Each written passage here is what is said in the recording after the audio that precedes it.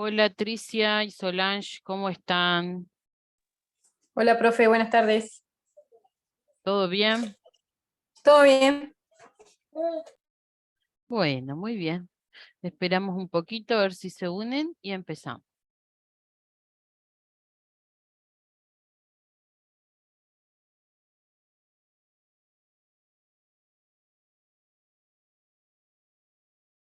Hola, ¿cómo están? Disculpen que no podía activar el micrófono. Hola Solange. Hola.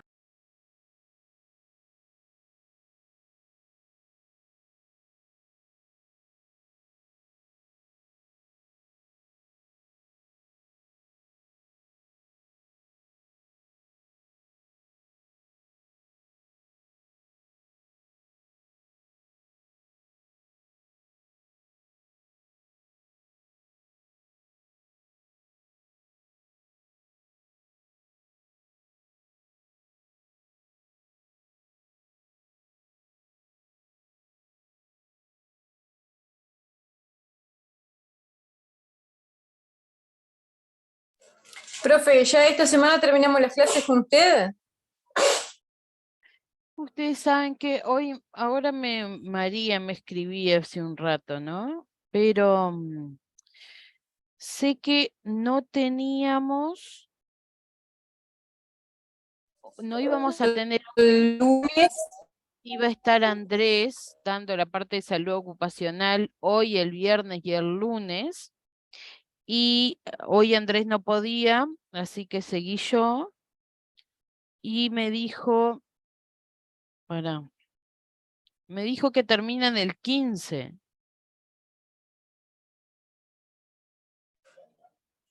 Me- Ahí está. El me 15 es pa- la prueba. sí, exacto. Ella, a ver acá que me puso. Sí, el 15. Hoy es primero, ¿no?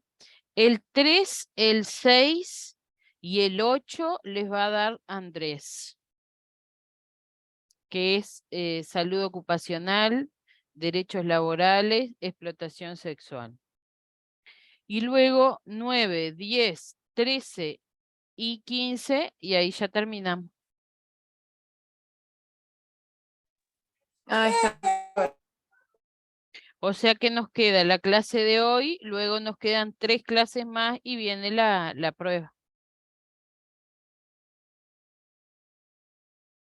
Está que en realidad hicimos así y pusimos la prueba el último día, porque yo pensaba, bueno, capaz ustedes dirán, bueno, pero no me dan tiempo de estudiar. En realidad, gurisas, como no es una prueba eliminatoria, es una prueba que sí tienen que hacerla para finalizar el curso y en donde se espera que obtengan más del 50%, pero no es eliminatoria. Además, tienen la oportunidad de hacerla 2 veces, son solo preguntas verdadero o falso. Entonces, bueno, por todos esos motivos es que la pusimos el último día. Además, tuvimos ya la experiencia de que les dábamos una semana y luego lo hacían, y en esa semana cada uno, es prácticamente lo mismo, porque en esa semana cada uno ya termina el curso, hace otras cosas que tiene que hacer, como todo, que trabajan y se toman un rato para poder hacer el curso y no queda, y otro rato para las cosas de la casa, los hijos, y no queda mucho más tiempo para nada. Entonces, bueno, tampoco dilatar, sino que terminó y terminaron, hacen la prueba y ya está, se deslindan y quedan libres de todo. Así que bueno, por eso va a Sí, ser tal vez ese mejor último día. así. Nos pasó eso, ¿viste? Que en realidad por haber esperado para estudiar, nos contaban eso los gurís. A ver, terminamos las clases, ahora me dedico a estas 2 horas que llevaba por día, bueno, a todos nos falta tiempo todos los días, ¿no? Bueno, esto es para hacer otras cosas que no podía y y uno deja, y es la realidad. Entonces, bueno, al no ser eliminatoria y todo eso, ya terminamos el curso y chau, nos olvidamos. Esperamos el título, que nos surge el trabajo y ta.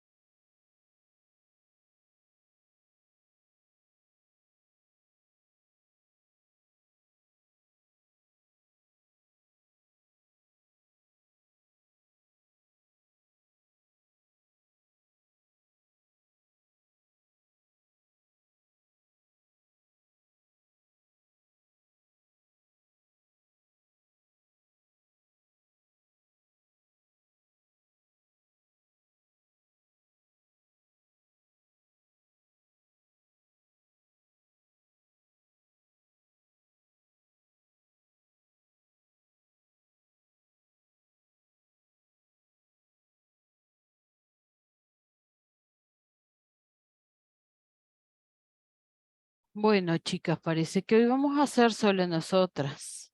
No vamos a seguir esperando. Si no las hacemos esperar.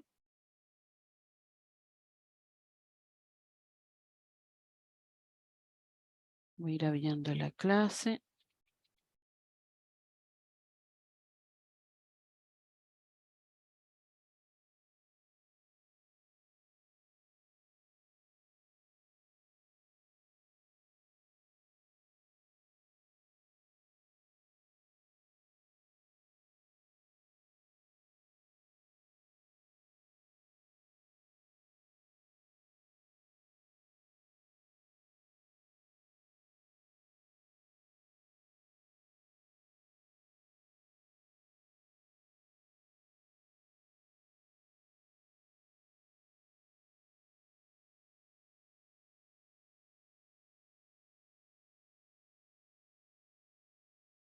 Bueno, hoy lo que vamos a ver son fármacos para el sistema endocrino.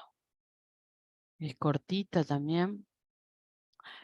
Antes de comenzar, tenemos que entender qué es el sistema endocrino.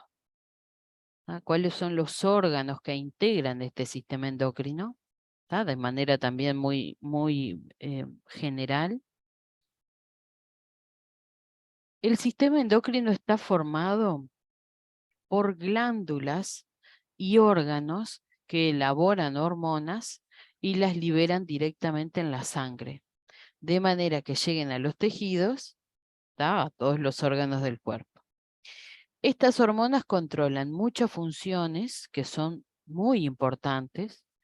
Entre algunas de ellas está el crecimiento, el desarrollo, el metabolismo y la reproducción.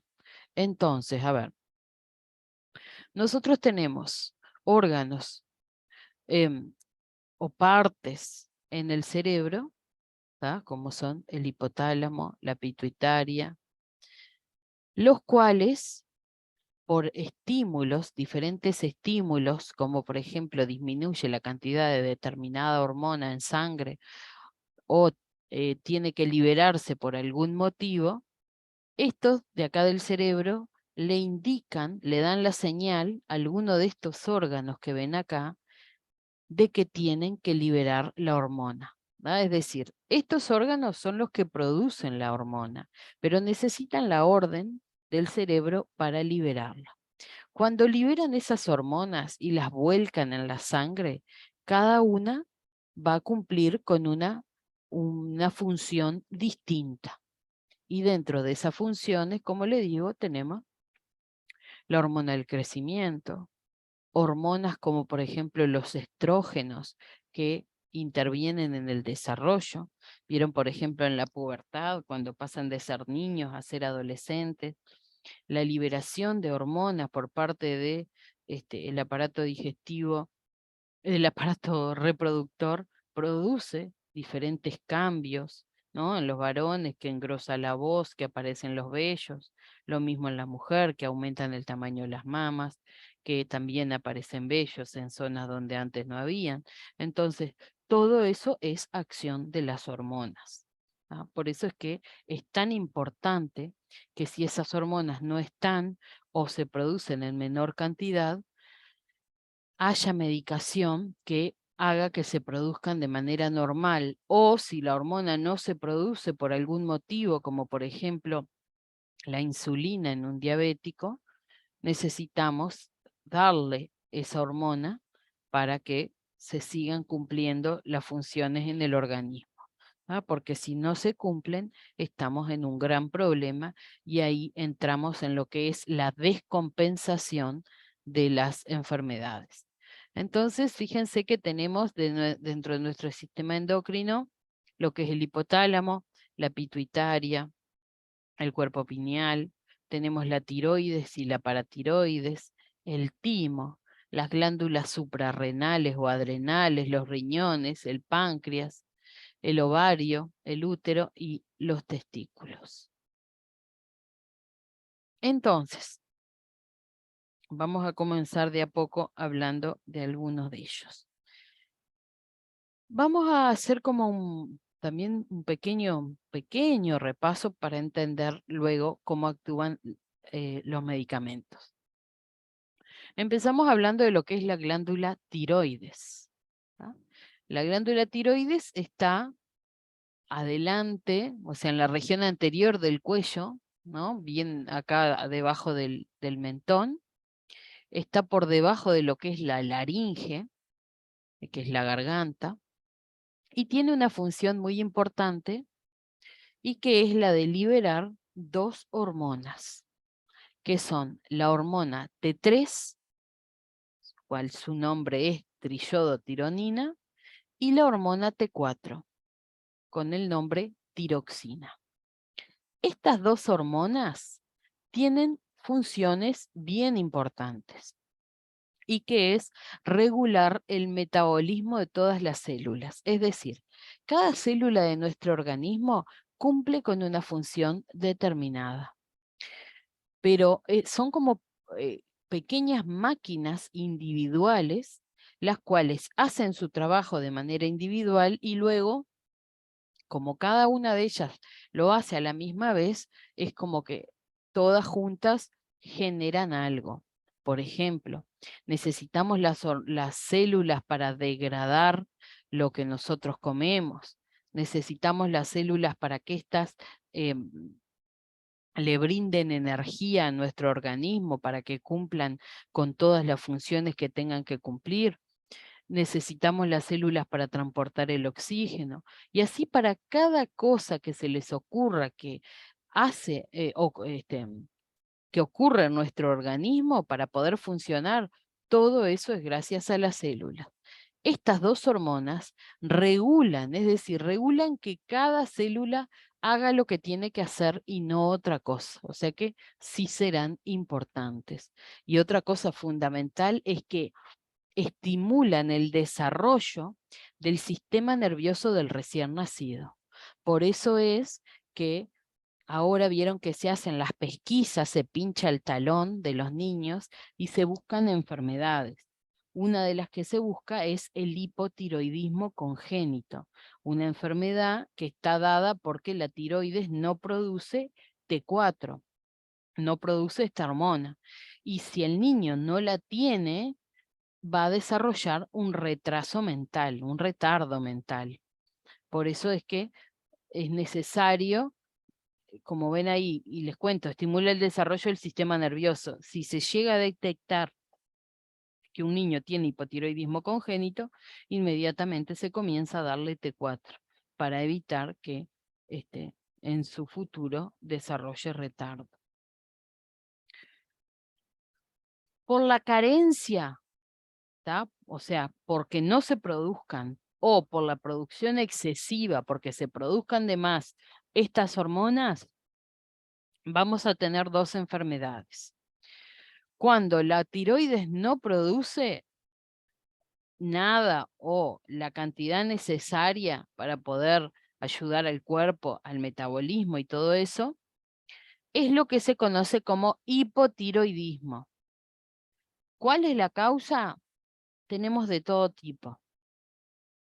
Puede ser una causa medicamentosa, puede ser porque se extirpa la tiroides, porque se hace radioterapia o porque hay un desorden genético que la provoca. Y esto puede generar algunos síntomas, como los que ven acá. No siempre es que se respeta rajatabla y el hipotiroidismo va a provocar estos síntomas y el hiper estos otros. Pero son los que generalmente ocurren, por eso están detallados acá.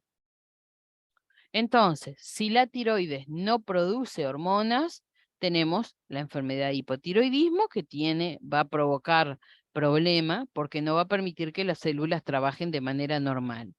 Y por otro lado tenemos cuando se produce demasiada, ¿no? Produce en exceso la hormona, también por otros motivos, tenemos lo que se llama el hipertiroidismo, que también va a generar sus síntomas y que ninguna de las dos está buena, porque si esta hormona se produce en cantidad, también va a provocar complicaciones y esas complicaciones van a descompensar a la persona. O sea que Si la glándula tiroides funciona mal, tanto en menos como en más, vamos a necesitar medicación para corregirla. O vamos a necesitar una medicación que supla la cantidad de hormonas que falta, o vamos a necesitar una medicación que bloquee la producción de hormonas, ¿tá? Para que deje de producir tanta cantidad, que la bloquee y se normalice. Entonces acá vemos, tenemos lo que es la hormona, perdón. Esperen que me quedó mal acá. Tenemos lo que es la hormona T4, ¿tá? Frente a la carencia. Si no hay T4, se toma T4. O se toma T3, porque a veces el hipotiroidismo está causado porque no se produce hormona T4 o porque no se produce hormona T3, porque la T3 luego se va a transformar en la T4. ¿Tá? O sea que bueno, para entender, cuando no tenemos ninguna de esas hormonas tiroideas, se las podemos tomar. Acá tenemos la levotiroxina, que es el medicamento que suple a la hormona tiroxina, y la liotironina, que es el medicamento que suple a la T3, que les mostraba acá, que es la triiodotironina. Y ven que la T3 viene en una misma concentración, pero la T4 ven que viene de 25 miligramos, de 50, de 75, de 100 y de 150, dependiendo de la dosis que la persona necesite. ¿Tá? Vienen diferentes. Efectos adversos, varios. Cefalea, sofoco, sudoración, pérdida de peso, temblor, inquietud, excitabilidad, insomnio, taquicardia. Alteraciones, bueno, cardíacas, alteraciones digestivas, y puede llegar hasta, si está en dosis muy alta, fiebre, pérdida de pelo, trastornos en la menstruación. Interacciones medicamentosas varias, o sea, interacciona con muchos tipos de medicamentos diferentes. Y hay que tener mucho cuidado en edades extremas, o sea, en pacientes añosos y en el embarazo, que generalmente hay que aumentar. En pacientes hipotiroideas que se embarazan, generalmente hay que aumentar siempre la dosis. Y luego tenemos lo que son los fármacos antitiroideos, o sea que se utilizan cuando la tiroides produce demasiada hormona para bloquearla. Y ahí tenemos, por ejemplo, el propiltiuracilo y el metimazol. Los dos son bloqueadores antitiroideos, pero bueno, en algunos casos se utiliza uno y en otros casos se utiliza otro. ¿Se entendió esto?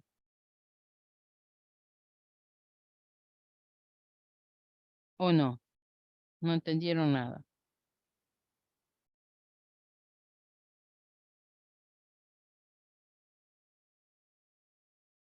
Cuéntenme.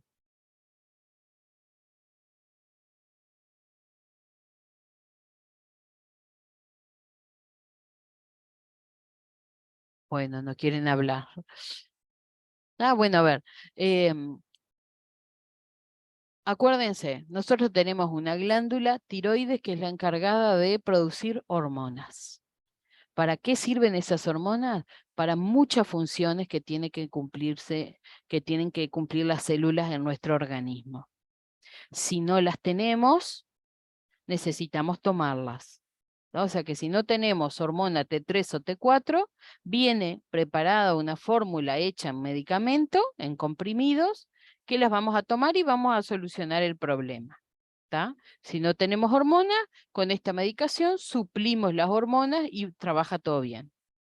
Por otro lado, si nuestro cuerpo produce demasiadas hormonas, también va a generar un problema. Entonces necesitamos un medicamento, que en este caso son estos, que pare la producción de hormonas, porque nos está haciendo mal. Entonces, estos medicamentos son antitiroideos, bloquean a la glándula, no la dejan que produzca más hormonas, y entonces esto produce que también se normalice. y por lo tanto no haya más problema. ¿Tá? Luego tenemos otro medicamento muy importante que es la insulina. Nosotros tenemos en nuestro organismo un órgano que está dentro de los órganos del sistema endocrino, que es el páncreas. ¿Qué hace el páncreas? Tiene varias funciones. Además de largar hacia el intestino algunos jugos que van a ayudar en la digestión, tiene la función importantísima de liberar insulina. ¿Y qué hace la insulina? La insulina hace que la glucosa, mete la glucosa para dentro de las células. La glucosa es el azúcar y esas células necesitan ese azúcar para trabajar. Si no tienen azúcar, se cansan y no pueden trabajar normal. O sea que siempre necesitamos que el azúcar entre a las células. Si no entra, queda boyando, bailando ahí en la sangre y no sirve para nada, porque el azúcar afuera de las células nos va a generar que aumente la glicemia o aumente el azúcar en nuestra sangre, como les pasa a los diabéticos. Esto dé síntomas, porque nuestro cuerpo va a trabajar para bajar esa cantidad de azúcar. ¿Tá? Entonces eso va a dar síntomas. Entonces eso no es normal. Nosotros necesitamos que el azúcar esté adentro de la célula y la única que puede hacer eso es la insulina. Por eso si no tenemos insulina es un problema y vamos a tener que dar la insulina a la persona para que se cumpla esa misma función. La falta de insulina, la falta total o la falta parcial de insulina nos va a provocar una enfermedad muy conocida que es la diabetes. ¿Tá? Hay de dos tipos de diabetes. En la diabetes tipo 1, el cuerpo directamente no produce, el páncreas no produce nada de insulina. Hay 0 insulina. Y esta es la diabetes de los niños y de los jóvenes. Por eso todos los niños o jóvenes diabéticos van a necesitar que se les inyecte insulina, porque su cuerpo no produce insulina. ¿Por qué motivo? Teorías hay varias, todavía no está descrito exactamente cuál es el motivo. Se cree que es algo genético y que a veces una infección viral hace que se despierte ese gen que estaba dormido, que es el que va a hacer que no se produzca más insulina en el páncreas. Luego tenemos la diabetes tipo 2, que es la diabetes de las personas adultas, en donde acá el páncreas produce algo de insulina, pero no es suficiente para meter toda la glucosa dentro de la célula. Por lo tanto, también vamos a necesitar medicación. En la diabetes tipo 2, generalmente insulina no es lo que necesitamos, porque un poquito se produce. Pero sí necesitamos otros fármacos que se llaman hipoglicemiantes que ayudan a bajar la cantidad de azúcar en sangre. Cuando la glicemia o la glucosa o el azúcar que quedó suelto en la sangre está muy bajo o está muy alto, también va a dar síntomas.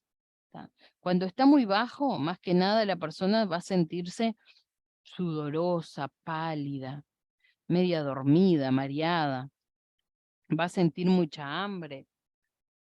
Cuando el azúcar está muy alto, se nos va a producir otro tipo de síntomas que lo que buscan es bajar, por ejemplo, orinar mucho, te da mucha sed, entonces se toma mucha agua, se orina mucho, buscando que el azúcar salga de nuestro cuerpo.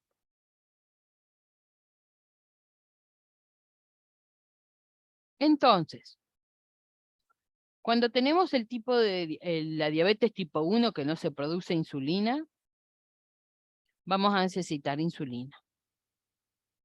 Cuando tenemos la diabetes tipo 2, en la que el cuerpo produce algo de insulina, a veces no va a ser necesario. Vamos a utilizar otro tipo de fármacos como estos que ven acá. Cuando ya luego de mucho tiempo esa diabetes que no usaba insulina se empieza a complicar, a veces también tienen que terminar usando insulina, pero no de un primer momento. Entonces, tenemos medicación para regular la glicemia y son los antidiabéticos,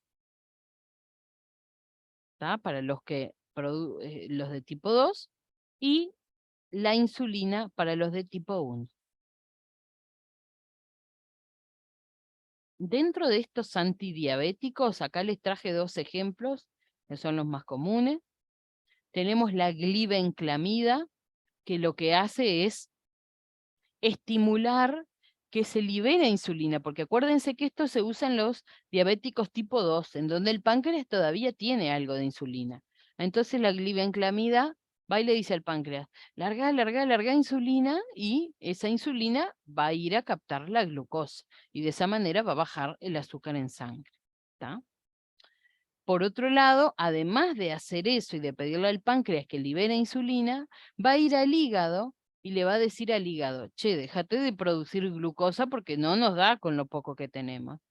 ¿Tá? Entonces, de esa manera, también controla la cantidad de azúcar. Por un lado, metiendo la glucosa para dentro de la célula, y por el otro, diciéndole al hígado que también produce azúcar, que no la produzca. ¿Tá? Y luego otro fármaco que se utiliza como antidiabético es la metformina, la cual en este caso tiene 3 formas diferentes de controlar el azúcar en sangre. Por un lado, diciéndole al hígado que no produzca glucosa. Por el otro lado, hace que el músculo capte más glucosa, se lleve más glucosa. Y por el otro lado, retrasa la absorción intestinal de la glucosa. O sea que tiene 3 mecanismos diferentes por los cuales va a controlar la cantidad de glucosa que hay en sangre. ¿Qué pasa con estos antidiabéticos, perdón? Bueno, tienen sus riesgos también, porque sin duda que vamos a tener un riesgo aumentado de hipoglicemia, porque es lo que estamos buscando. Hay que tener cuidado en los ancianos, en los que están desnutridos, en las personas que tienen horarios de comidas muy irregulares o que no comen, hay algunas comidas que se saltean, o también que consumen alcohol, ¿tá? Porque cuando yo paso mucho tiempo en ayuno, cuando consumo alcohol, eso ya de por sí me va a bajar el azúcar en sangre, y si yo encima me tomo un antidiabético, peor. No se pueden indicar cuando hay insuficiencia hepática o insuficiencia renal grave, ¿tá? Porque ya eso predispone a que haya una hipoglicemia, y si no, va a agravar la hipoglicemia. Interacciona también con muchos medicamentos y de todas formas puede provocar, o sea, puede potenciar a los otros medicamentos, se puede potenciar el mismo, o puede reducir la acción de los otros medicamentos. Estos antidiabéticos están contraindicados en el embarazo y en la lactancia, y como reacciones adversas pueden provocar náuseas, vómitos, acidez, estreñimiento, diarrea o erupción cutánea.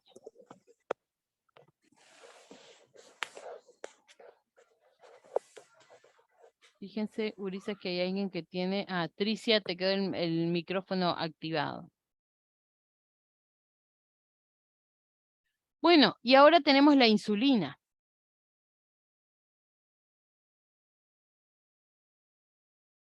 Y acá, como para explicarles lo que les comentaba hoy de la insulina, hacemos un ejemplo que es una célula de nuestro cuerpo.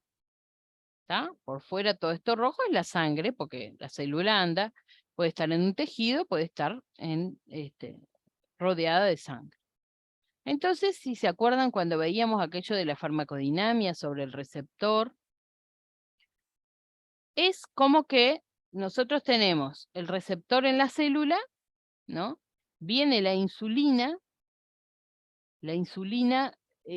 tiene la forma, es como la llave, la forma perfecta para encajar en ese receptor, y una vez que interacciona la insulina con el receptor, la respuesta de la célula va a ser que se mete la glucosa para adentro, y por lo tanto reduce la cantidad de glucosa que hay en sangre. Todas las células de nuestro cuerpo necesitan energía para vivir, y esa energía nos la van a dar los hidratos de carbono que nosotros comemos, como por ejemplo pan, pasta, arroz, leche, azúcar, frutas.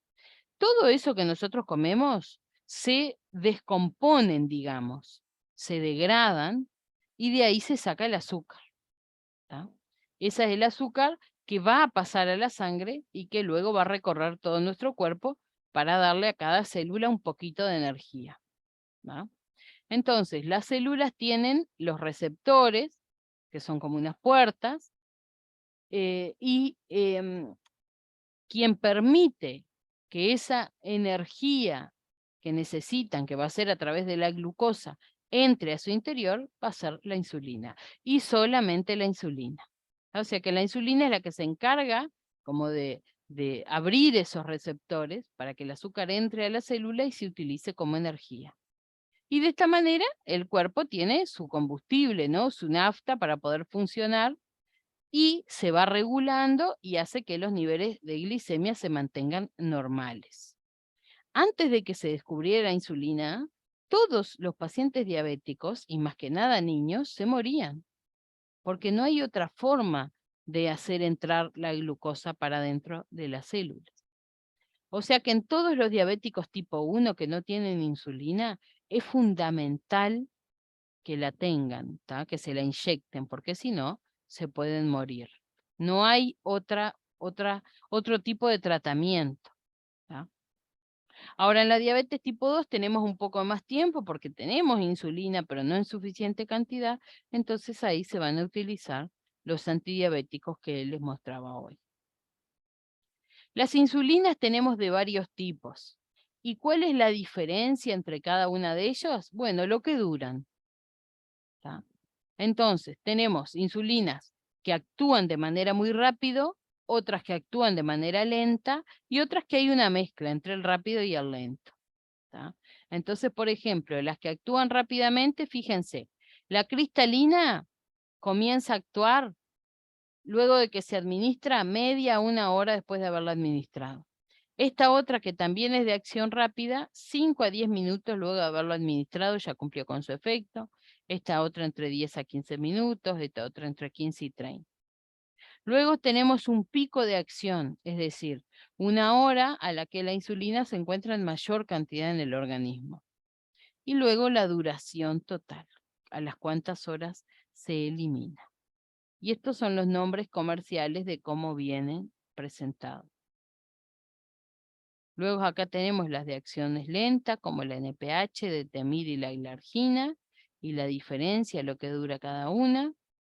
Y una que salió nueva, que es una mezcla entre estas dos, y por lo tanto comienza a actuar más rápido, pero también dura bastante más.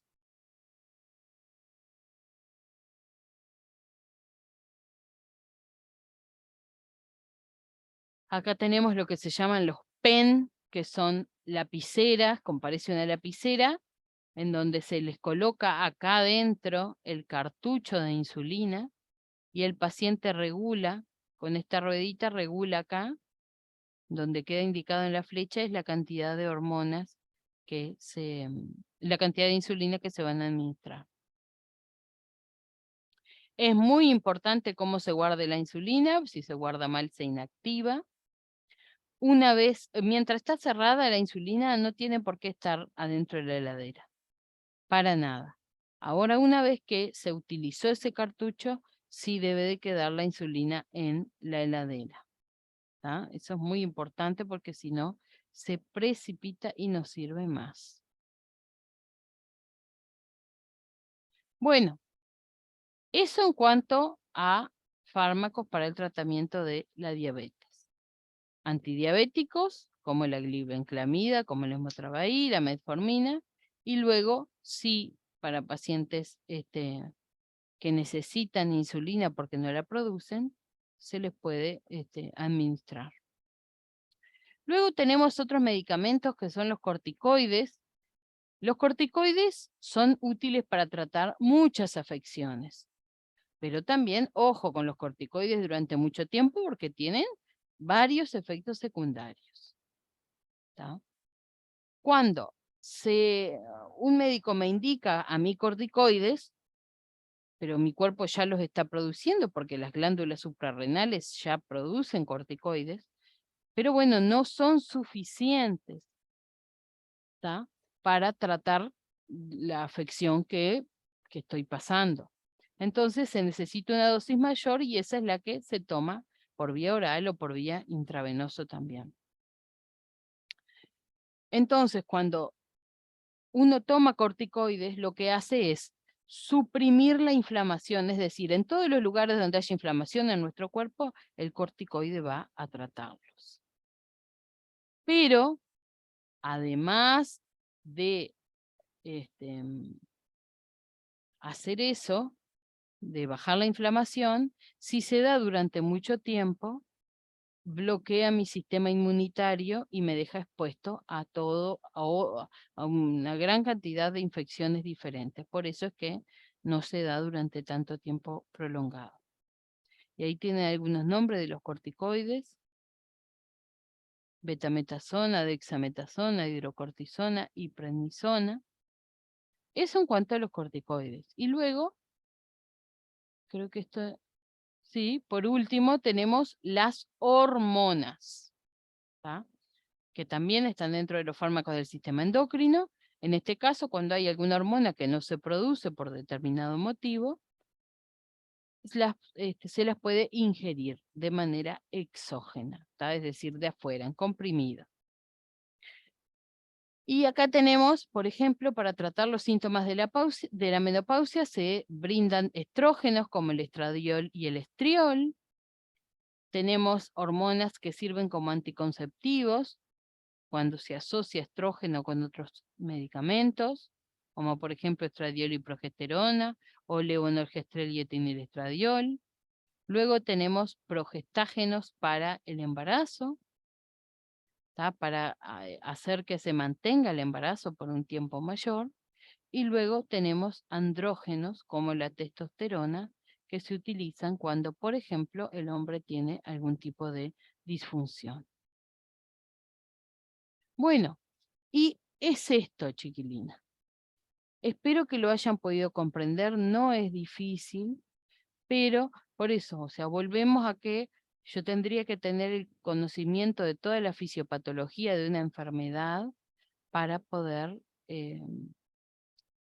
entender de una manera muy fácil. Pero si no, bueno, espero que aún así lo hayan podido entender. Vuelvo a repetir.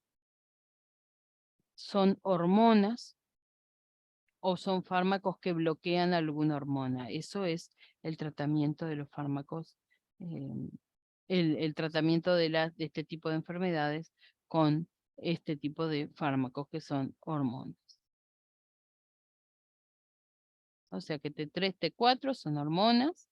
Estos son medicamentos que bloquean a las hormonas. Luego tenemos la insulina, que también es una hormona.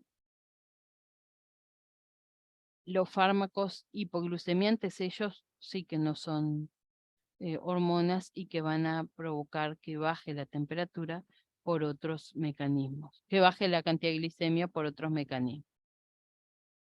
Y luego la insulina, acuérdense, muy importante y con varios cuidados que hay que tener al momento de administrar.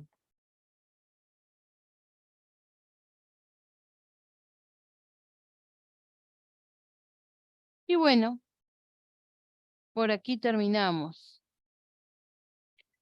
No sé si alguna duda. Creo que hay que pensarlo. Uno tiene que pensarlo un poco. Por ahí hay algunas palabras que no llegaron a entender. Me avisan, lo explicamos otra vez, no hay ningún problema.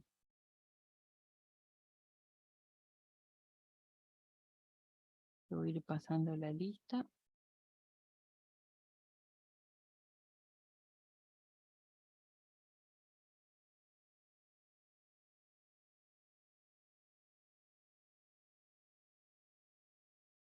Están todas calladas, que están asustadas.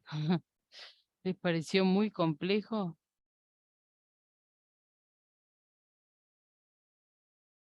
Camila, Solange. Yo entendí bastante bien, profe. ¿Sí? Solange le hablo. Sí, se entendió, sí, profe. Bueno, me alegro mucho.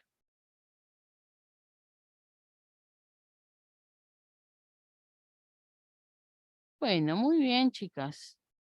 Entonces, el viernes no nos vemos el lunes que viene. ¿Está?